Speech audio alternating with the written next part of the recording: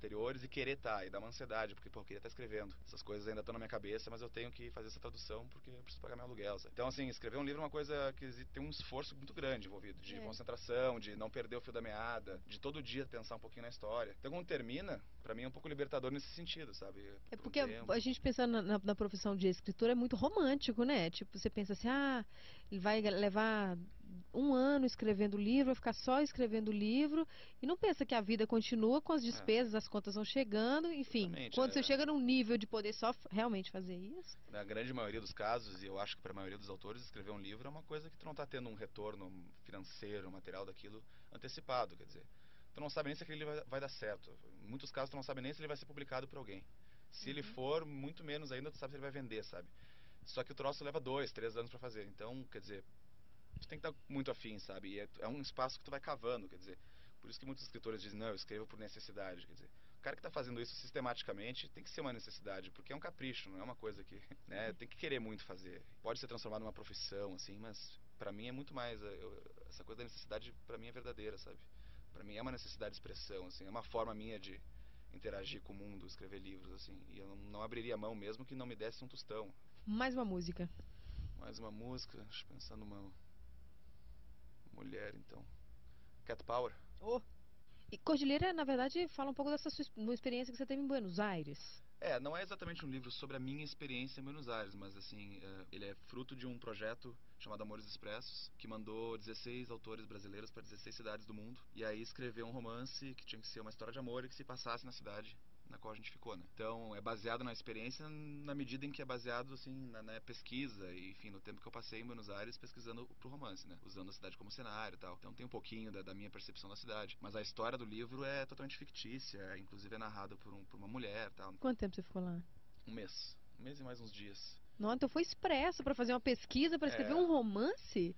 enfim, se fosse necessário mais ou algo assim, aí também fica a cargo do autor, né? Os caras tinham um critério ali. Então depende de cada um, né? Pra mim, o mês bastou. Isso é muito relativo também, né? A forma de criar. Você que tem 4 livros, um completamente diferente do outro. Dá pra dizer que Processo? são bem diferentes, né?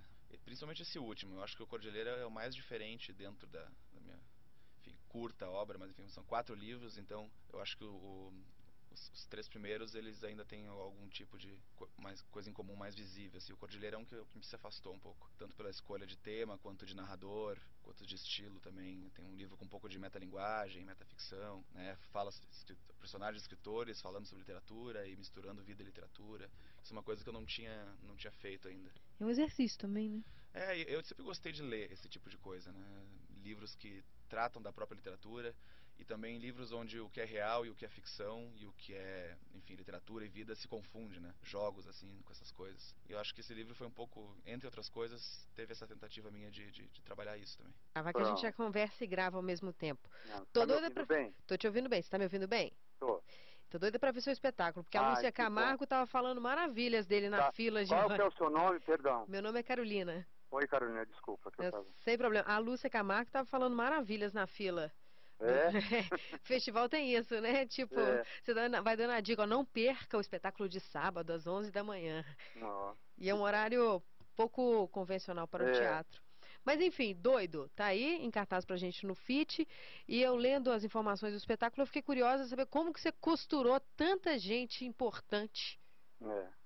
nessa dramaturgia. Olha, Carolina, na verdade, assim, deu certo. Eu sei porque eu tô fazendo espetáculo já há um ano e pouco, né? E, e realmente consegui juntar estilos, séculos, é, e funciona. E isso não foi feito de uma forma acadêmica, foi feito de uma forma inspirada, né? Através da paixão por esses textos, por esses autores, e surgiu também de uma necessidade muito pessoal de refletir sobre a minha profissão, sobre a minha pequena trajetória.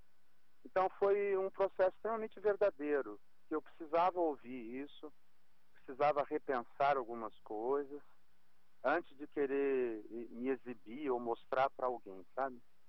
Isso surgiu realmente de uma necessidade muito profunda.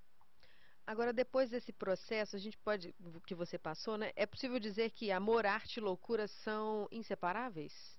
Então, e eu acho que nós vivemos um momento mundial e que a gente precisa ter coragem, sem preguiça, de falar sobre isso, né? Porque aparentemente você fala, não, vamos pensar sobre o amor, sobre a arte, sobre a loucura, mas é essencial. A gente foi perdendo a alma nas coisas, né? Esse mundo globalizado, essa velocidade, essa rapidez das coisas, é, isso eu acho que é uma coisa que o homem precisa repensar, né? Eu acho que é maravilhoso ter acesso a tudo isso, mas a gente tem que saber o que fazer com isso, né? Onde é que está a alma da gente nessa história, né? A primeira coisa, uma das primeiras coisas que a gente conversou, e você falou, olha, deu certo. Você consegue, você para pensar e fala assim, meu Deus, essa junção de tantas ideias, isso deu certo por quê? Olha, porque eu tenho feito esse espetáculo nos mais diversos lugares. Eu tenho feito na periferia, eu tenho feito nas universidades, sempre com debate, com os estudantes, com as pessoas que não são ligadas a esse universo artístico. É, isso toca, chega até essas pessoas, elas se sensibilizam. Então, eu acho que deu certo nesse sentido, porque poderia ser uma discussão interna, minha, da minha profissão, e acabou extrapolando, acabou indo mais além. Que ótimo. Bom, aqui pra mim tá ótimo. Rádio, infelizmente, é rapidinho, né? Não, tá ótimo. Eu agradeço muito a sua atenção. Desculpa ter te interrompido aí. Não, imagina. Eu te desejo uma ótima viagem e tudo de bom aqui em Tá, BH. muito obrigado pelo espaço e tomara que você possa ver. Estarei lá no sábado. Tá bom. Um Um beijo. abraço. Tchau, tchau. Tchau. Há muito tempo que eu me devo, né? Um disco de rock and roll, né? E os fãs também me cobram muito, né? Principalmente em São Paulo, que o pessoal é bem mais roqueiro, de bota, né?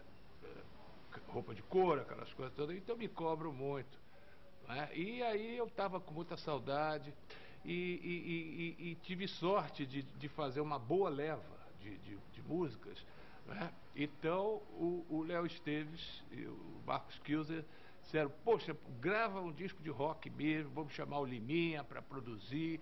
E o Liminha é velho amigo meu desde o tempo dos Mutantes, já tivemos bandas juntos, a Companhia Paulista de Rock. Ele já me acompanhou em vários LPs, né? Como o Carlos Erasmo, Pelas Esquinas de Ipanema. E eu sei que eu estou muito feliz de ter realizado, não é? É um disco de rock and roll mesmo.